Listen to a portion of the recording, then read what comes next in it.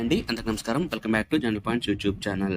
ఇది మనకి special bit బ్యాంక్లో పార్ట్ 9 వీడియో అయితే ఎక్స్ప్లెయిన్ చేసుకుందామండి. సో ఈ వీడియోలో పార్ట్ 9 ద్వారా అయితే మనం 20 బిట్స్ అయితే ఎక్స్ప్లెయిన్ చేసుకుందాం. సో ఇవి టాప్ ఇంపార్టెంట్ 1000 జీకే బిట్స్ ప్లేలిస్ట్లో అయితే మనకి అవైలబుల్గా ఉంటాయండి. సో ఎవరైతే ఇంకా రిమైనింగ్ పార్ట్స్ చూడలేదో వాళ్ళు ఈ టాప్ 1000 జీకే బిట్స్ ప్లేలిస్ట్ అయితే ఉందండి మన ఛానల్లో, 1000 జీకే బిట్స్ అని. సో దాంట్లో అయితే వెళ్ళి ఒకసారి అయితే చూడండి. సో మనకి ఈ బిట్స్ అనేటువంటివి ఆర్ఆర్బి, ఏఎల్పి, టెక్నీషియన్, ఎన్టీపీసీ, అలాగే గ్రూప్ డి, అలాగే ఎస్ఎస్సికి సంబంధించి సిహెచ్ఎస్ఎల్, సిజిఎల్, అలాగే జేఈ, అలాగే పోస్టల్ ఎగ్జామ్ సంబంధించి పోస్ట్ మ్యాన్, ఎంటీఎస్, అలాగే మెయిల్ గార్డ్ జాబ్స్కి అయితే ఉపయోగపడతాయండి జీకే బిట్స్. అలాగే ఎవరైనా గ్రూప్స్ ప్రిపేర్ అవుతున్న వాళ్ళు కూడా అయితే ఈ బిట్స్ అయితే ఉపయోగపడతాయండి. సో దీంట్లో ఈ పార్ట్ 9 నుంచి అయితే కరెంట్ అఫైర్స్ కూడా యాడ్ అవుతాయండి. కొన్ని కరెంట్ అఫైర్స్ బిట్స్, అలాగే స్టాక్ జీకే బిట్స్ కూడా చెప్పడం జరుగుతుంది. సో లేట్ చేయకుండా మన వీడియోలోకి వెళ్ళిపోదాం. సో మన వీడియోకి వెళ్ళక ముందు మన ఛానల్ ఎవరైనా సబ్స్క్రైబ్ చేసుకోకపోతే వెంటనే సబ్స్క్రైబ్ చేసుకోండి. అలాగే మీకు ఈ వీడియో నచ్చినట్లయితే లైక్ చేయండి, షేర్ చేయండి, కమెంట్ చేయండి. వీడియోని అయితే పూర్తిగా చివరి వరకు చూడండి. సో వీడియోలోకి వెళ్ళిపోదాం. ఫస్ట్ బిట్ వచ్చేసి, కాంతి ఏ వస్తువు నుండి ప్రవేశించినప్పుడు కాంతి యొక్క పూర్తి అంతర్గత ప్రతిబింబం సాధ్యమవుతుంది అని అడిగారండి. సో ఆన్సర్ వచ్చేసి, కాంతి నీరు నుండి గాలిలోకి ప్రవేశించినప్పుడు పూర్తి అంతర్గత ప్రతిబింబం అయితే సాధ్యమవుతుందండి. సో ఆన్సర్ వచ్చేసి నీరు నుండి గాలి. అలాగే నెక్స్ట్ బిట్ వచ్చేసి, వర్షిప్పింగ్ పాల్ గాడ్స్ పుస్తకాన్ని ఏ వ్యక్తి రచించారు అని అడిగారండి. సో వర్షిప్పింగ్ పాల్ గాడ్స్ అనేటువంటి పుస్తకాన్ని అరుణ్ సౌరి గారు అయితే రచించారండి. సో ఆన్సర్ వచ్చేసి అరుణ్ సౌరి. నెక్స్ట్ బిట్ వచ్చేసి, రోలింగ్ ప్లాన్ ఎప్పుడు రూపొందించబడింది? సో రోలింగ్ ప్లాన్ అనేటువంటిది ఎప్పుడు రూపొందించబడింది అని అడిగారండి. ఆన్సర్ వచ్చేసి 1978 నుంచి 1983 వరకు అయితే ఈ రోలింగ్ ప్లాన్ అనేటువంటిది రూపొందించబడిందండి. అలాగే నెక్స్ట్ బిట్ వచ్చేసి, భారతదేశంలో గ్లోబల్ బయోడైవర్సిటీ హాట్స్పాట్ ఏది అని అడిగారు. సో భారతదేశంలో గ్లోబల్ డైవర్సిటీ యొక్క హాట్స్పాట్ వచ్చేసి పశ్చిమ కనుమలు అండి. సో ఆన్సర్ వచ్చేసి పశ్చిమ కనుమలు. అలాగే కాళిదాసు ఏ కాలంలో జీవించాడు అని అడిగారండి. సో కాళిదాస్ అనేటువంటి చంద్రగుప్త II కాలం యొక్క సమకాలీకుడు అండి. సో కాళిదాస్ అనేటువంటి అతను చంద్రగుప్త II కాలంలో అయితే జన్మించాడు. అలాగే నెక్స్ట్ బిట్ వచ్చేసి, మానవ శరీరంలో కౌపర్ గ్రంథులు ఏ వ్యవస్థలో భాగంగా ఉంటాయి అని అడిగారండి. సో మానవ శరీరంలో కౌపర్ గ్రంథులు అనేటువంటివి పునరుత్పత్తి వ్యవస్థలో భాగంగా అయితే ఉంటాయండి. సో ఆన్సర్ వచ్చేసి పునరుత్పత్తి వ్యవస్థ.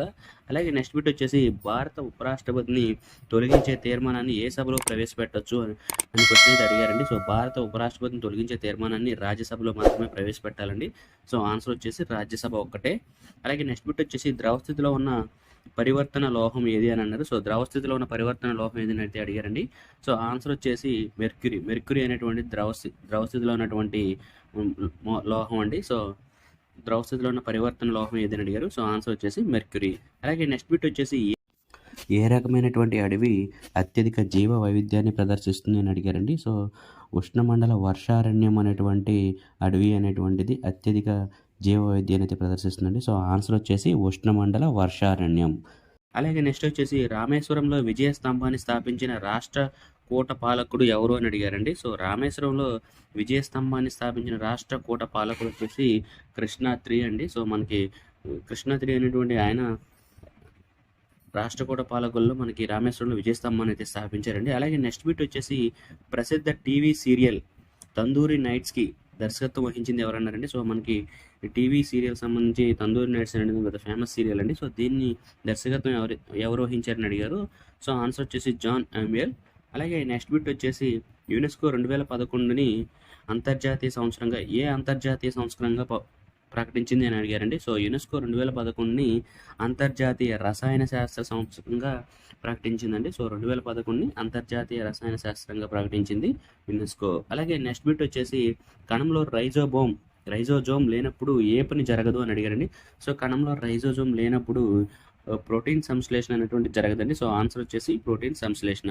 అలాగే నెక్స్ట్ బిట్ వచ్చేసి, తపోవన్ మరియు విష్ణుగఢ్ జల విద్యుత్ ప్రాజెక్టులు ఎక్కడ ఉన్నాయని అడిగారండి.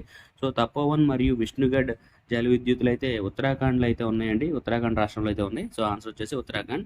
అలాగే నెక్స్ట్ బిట్ వచ్చేసి, ఢిల్లీ సుల్తానేట్ యొక్క తుగ్లక్ రాజవంశం యొక్క చివరి పాలకుడు ఎవరన్నారండి. సో తుగ్లక్ వంశంలో చివరి పాలకుడు ఎవరని అడిగారు. సో నాసిరుద్దీన్ మహమ్మద్ అనేటువంటి తుగ్లక్ వంశంలో చివరి పాలకుడు అండి. అలాగే నెక్స్ట్ బిట్ వచ్చేసి, పబ్లిక్ అకౌంట్స్ కమిటీ తన నివేదికను ఎవరికి సమర్పిస్తుంది అని అన్నారండి. సో పబ్లిక్ అకౌంట్స్ కమిటీ తన నివేదికను లోక్సభ స్పీకర్కి అయితే సమర్పిస్తుందండి. సో ఆన్సర్ వచ్చేసి లోక్సభ స్పీకర్. అలాగే నెక్స్ట్ బిట్ వచ్చేసి, ఆర్బీఐ యొక్క ఇష్యూ డిపార్ట్మెంట్ నోటు ముద్రను వ్యతిరేకంగా ఎందుకు వ్యవహరిస్తుందని. సో మనకి నోటు ముద్రను ఎందుకు ఇష్యూ డిపార్ట్మెంట్ వ్యతిరేకంగా వ్యవహరిస్తుందని అడిగారు. సో రిజర్వ్ సిస్టమ్ బేస్ మీద అయితే మనకి ఈ నోటు ముద్రను అయితే వ్యతిరేకంగా అయితే వ్యవహరిస్తుంది ఆర్బీఐ ఇష్యూ డిపార్ట్మెంట్. అలాగే నెక్స్ట్ బిట్ వచ్చేసి ఓంకారేశ్వర్ ప్రాజెక్ట్ ఏ నదికి అనుసంధానంగా ఉంది అని అడిగారండి. సో ఓంకారేశ్వర్ ప్రాజెక్ట్ ఏ నదికి అనుబంధంగా ఉంది అని అడిగారు. సో ఓంకారేశ్వర్ ప్రాజెక్ట్ అనేటువంటిది నర్మదా నదిపై అయితే ఉందండి. సో ఆన్సర్ వచ్చేసి నర్మదా నది. అలాగే నెక్స్ట్ బిట్ వచ్చేసి తల్లికోట యుద్ధంలో విజయనగరంపై పోరాడేందుకు సమాఖ్యలో చేరడానికి ఆహ్వానించబడని పాలకుడు ఎవరన్నారండి. సో ఇక్కడ ఆహ్వానించబడని అన్నారండి, పిలవలేదండి అతన్ని కూటమి సమాఖ్యలో చేరడానికి. సో ఆన్సర్ వచ్చేసి తల్లికోట యుద్ధంలో మనకి సమాఖ్యలో చేరడానికి పిలవని పాలకుడు ఎవరని అడిగారు, ఆహ్వానించని పాలకుడు ఎవరని అడిగారండి, బేరార్. ఆన్సర్ వచ్చేసి బేరార్. అలాగే నెక్స్ట్ బిట్ వచ్చేసి ఒక బార్ అయస్కాంతాన్ని పొడవు వారీగా 3 భాగాలుగా కట్ చేస్తే మొత్తం ధ్రువాల సంఖ్య ఎంత అని అడిగారు. బార్ ధ్రువానికి 2 ధ్రువాలు ఉంటాయండి. సో అలా 3 భాగాలుగా కట్ చేయమని అడిగారు.